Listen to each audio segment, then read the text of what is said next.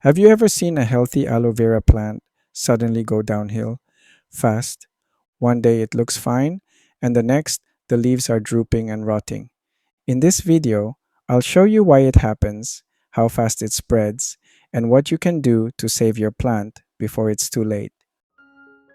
Welcome to the channel. Today, we're talking about aloe vera leaf rot, what causes it, and how to deal with it when it occurs. There are three common types of rot that can affect aloe vera: root rot, stem rot, and leaf rot. In this video, I'll focus on leaf rot.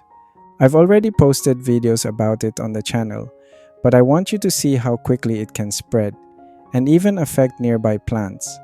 When an aloe vera leaf droops or bends downward, it's often a sign. It could be aging and getting ready to detach, or it could be rotting. In this case, it's rot. I knew this wasn't rotting yesterday because I just took one of its leaves for juicing.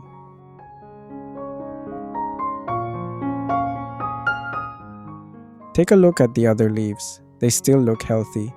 I purposely didn't cut this one right away so you could see how quickly things change.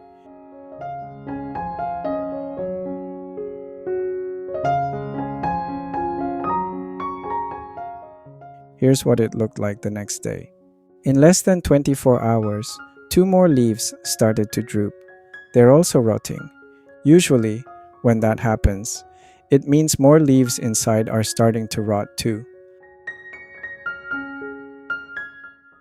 The only way to stop it is to cut the plant.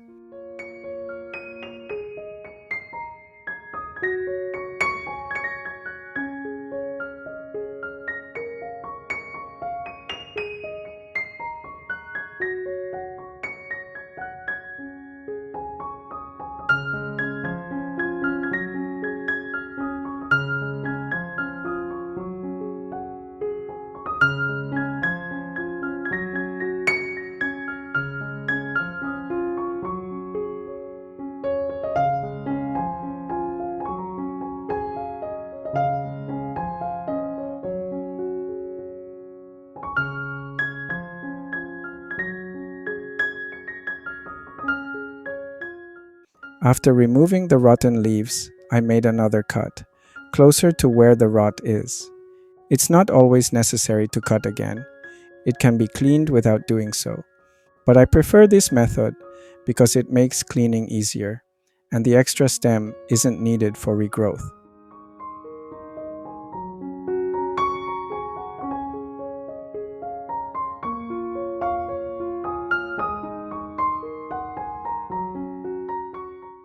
When you look closely, you'll notice the rot didn't start at the base.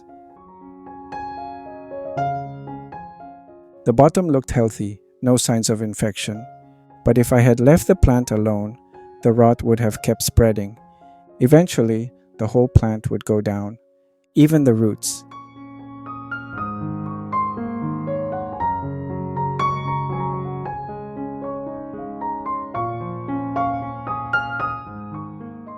In this case, the rot started in the middle, right where I harvested the leaves. The fungus likely entered through the open wound. This doesn't happen all the time, but it's more common during the rainy season. That's why it's important to harvest aloe vera leaves properly and keep the stem clean.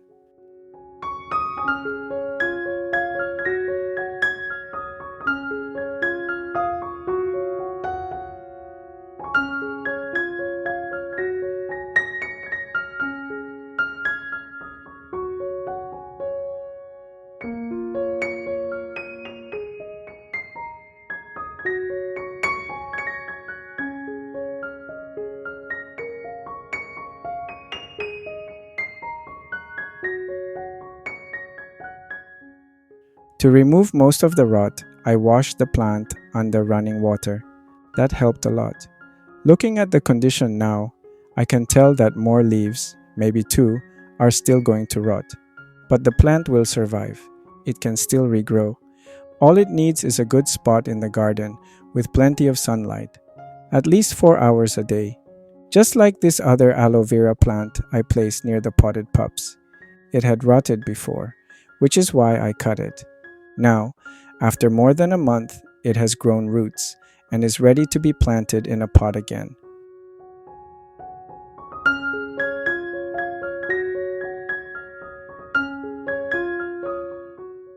Out of the 4 leaves I removed, 3 were badly affected. 1 leaf was completely rotted. There was nothing to save, so it will go into the compost. The other 2 had some healthy parts left, at least half. But even if I tried to save them by cutting off the bad parts, it won't work. Let me show you why. I cut one of the leaves in half. One end was mostly rotted, the other looked clean.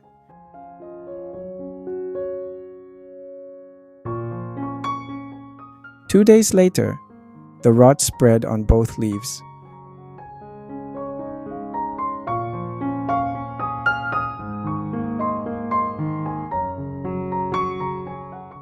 The one that was cut was not as bad, but it started to show rotten spots.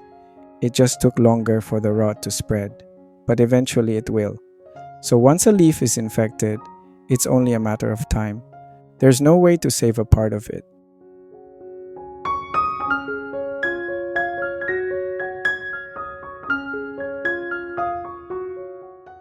Now the 4th leaf I detached turned out fine. It didn't rot. That's because the rot hadn't reached the green, fleshy part yet. It was still in the white base of the leaf. I cut it just in time.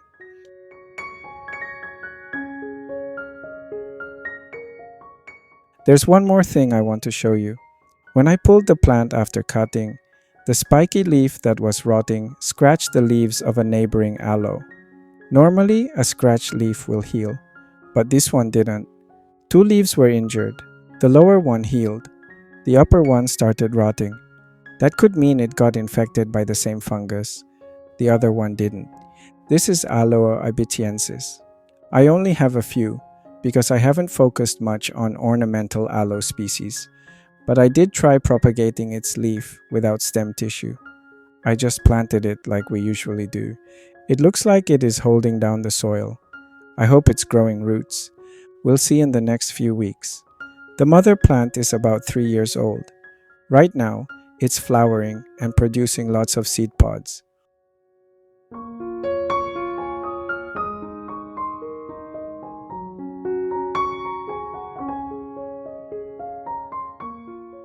One thing I've noticed, fruit bearing in the garden has gone wild ever since I added 2 colonies of stingless bees. My pomegranates bear lots of fruit year-round. Gin berries too. Even the grapevines are producing more. When my Aloe maculata flowered this year, it also produced seeds. I tried propagating a few of the seeds. I just dropped a few seeds in the soil from the seed pods I gathered. But I probably didn't give them the right conditions to propagate because only 1 seed grew. After 2 months, it still hasn't grown a second leaf. Seeing that tiny leaf made me realize something. Propagating aloes from seed isn't always practical.